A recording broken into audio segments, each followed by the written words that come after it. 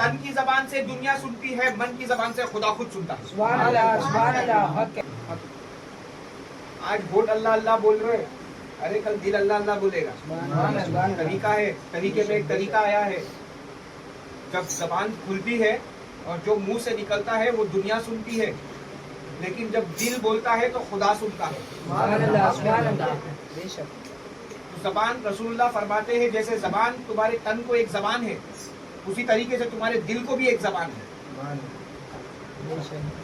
سمجھنا بات کو، جیسے تن کو ایک زبان ہے جس سے تم بولتے ہو، اسی طریقے سے دل کو بھی ایک زبان ہے جس سے وہ بولتا ہے. تن کی زبان سے دنیا سنتی ہے، من کی زبان سے خدا خود سنتا ہے. سبحان اللہ سبحان اللہ حق ہے. تن کی زبان سے امی ابا سکھائے بولنا. کیسے معلوم؟ بچہ جب دنیا میں آتا ہے تو اس کو پیچھے پڑ جاتے ہیں، امی بول، ابا بول، چاچا بول، دادا بول، نانا بول، اس کو سکھا دیے تم نے بولنا. لیکن جب دل کی زبان باقی ہے نا، اس کو پیر سکھاتا ہے اللہ اللہ بولنا. وہ بنا اس کے بول ہی نہیں سکتا. شرط ہے تمہارے سے، شرط لگا سکتا ہوں میں، اس بات پہ شرط ہے میاں. چلو آزما کے دیکھیں گے. پیر صاحب شرط لگائے، دیکھتے وہ جیتتے کہ ہم جیتتے. میرے رب نے تو کبھی مجھے ہرایا ہی نہیں، کیونکہ میرا یقین ہی میرے رب کے اوپر ہے. میں اس کے علاوہ اپنی شرط لگاتا ہی نہیں کسی سے. بے شک. میں اس کے اوپر کھیل جاتا ہوں میاں، سمجھے؟ وہ مجھے ہر جگہ جتا دیتا ہے. میرا یقین اس کے اوپر اتنا ہے. میں یہ اس کے لیے بول رہا ہوں تاکہ تم بھی تمہارا یقین اس کے اوپر اتنا کر لو، وہ جتا دے گا تم کو. ہار نہیں سکتے کبھی. چلو شرط لگیں گے تو دیکھتے ہیں. ابھی یہاں پہ زیادہ تر تو لوگ مرید دکھ رہے، وہ بول دیں گے. آپ سے پوچھتا ہوں، آپ اس کو یہ نہیں سمجھنا کہ پیر صاحب سوال پوچھ رہے، آپ یہ سمجھنا پیر صاحب کچھ سیکھنا چاہتے ہیں. میں کچھ آپ سے سیکھنا چاہتا ہوں اور لوگوں کو بھی سیکھنے کا موقع ملے گا. ٹھیک ہے؟ میں رسول اللہ صلی اللہ تعالیٰ علیہ وسلم فرماتے ہیں کہ جو تن کی زبان ہے ویسے دل کی بھی زبان ہے. تو تن کی زبان سے اگر آپ نے اللہ کو یاد کیا تو ہم سب نے سنا، لیکن اگر دل کی زبان سے آپ نے اللہ کو یاد کریں گے تو خدا خود سنے گا. برابر؟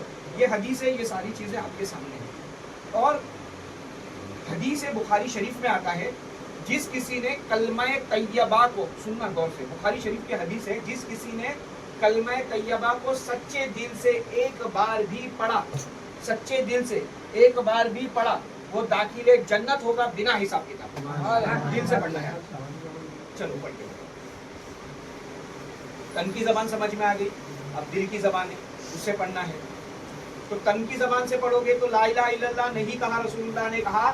دل کی زبان سے کسی نے اگر سچے دل سے پڑھا، یعنی دل کی زبان سے پڑھنا ہے. ابھی آپ کو اگر سچے دل سے اگر آپ نے ایک مرتبہ بھی کلمہ طیبہ پڑھ لیے، بخاری شریف کی حدیث رکھ رہا ہوں آپ کے سامنے، جاؤ اگر آپ کے گھر میں بخاری ہے تو اٹھا کے اس کو دیکھو، نہیں ہے تو ابھی تو نیا زمانہ آ گیا میاں، وہ کیا بولتے ہیں، ہاں اس پہ دیکھو کہ یہ حدیث موجود ہے یا نہیں ہے جو پیر صاحب بول رہے. میں 24 سال کا ایکسپیرینس لے کے بیٹھے پیر صاحب اس حدیث کے اوپر. تب تو گوگل بھی نہیں تھا. تو بتاؤ ابھی تم دل کی زبان سے کلمہ طیبہ کیسے پڑھیں گے؟ مجھے دل کی زبان سے کلمہ پڑھ کے بتائیے بھائی آپ. بتا بیٹا کیسے پڑھیں گے؟ پڑھو، پڑھیے آپ دل کی زبان سے کلمہ، ورنہ یہ حدیث پہ عمل نہیں ہو پائے گا. سرکار بولے تو ہوتا ہوگا نا. پتا چلا اگر آپ نے کتنی بھی کوشش کر لی ہے، ابھی آپ کوشش کر رہے تھے، آپ لوگ کوشش کر لیے، وہ اصل میں دل کی زبان نہیں تھی، وہ آپ کا خیال تھا.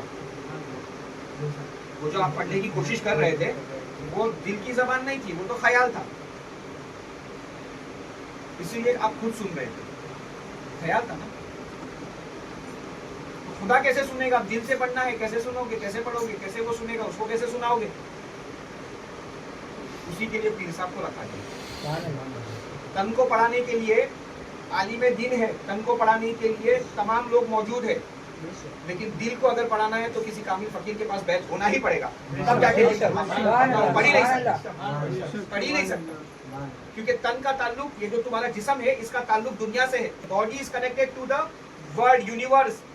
آپ کا پورا جسم دنیا سے تعلق رکھتا ہے اور تمہاری روح خدا سے تعلق رکھتی ہے.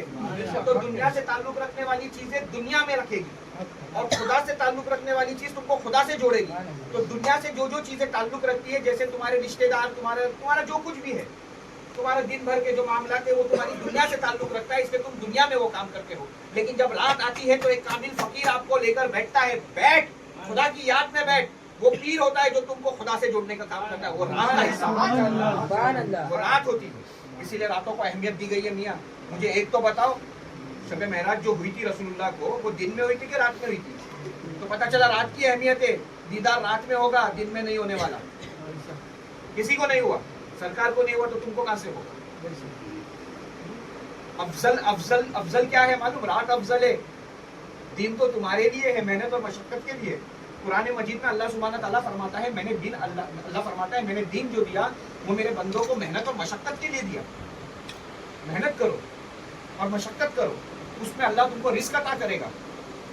لیکن جب رات کا حصہ آئے تو اللہ نے, یاد رکھنا, قرآن مجید فرقان حمید میں اللہ سبحانہ تعالیٰ نے فرمایا کہ راتیں میں نے تمہارے لیے آرام کے لیے بنایا ہے, اس میں تم آرام کر لیا کرو. سننا, پھر اسی قرآن میں اللہ سبحانہ تعالیٰ فرماتا ہے, اے غفلت کی نیند میں سونے والے, اٹھ میری عبادت کر, میں تجھے مقام محمودہ تک لے کے جاؤں. کس کے لیے کہہ رہا ہے سو جا؟